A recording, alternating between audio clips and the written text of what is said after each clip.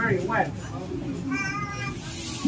Oh. You need to dry the shoe very carefully. It's air dried for 3 to 4 weeks. No sun, no heat, that will crack the shoe. After drying, the shoe is polished. The final result is a shoe to fit a child of 4 years old. Oh. That is quite big for a 4-year-old, but that is normal. These shoes are worn with thick woolen socks for comfort. 1 finger extra room to prevent blistering. The reasons that they use, they are very strong, offering good protection.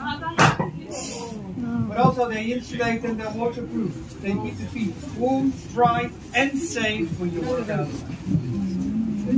Well, that's awesome. Thank you very much for your attention. Have a good round.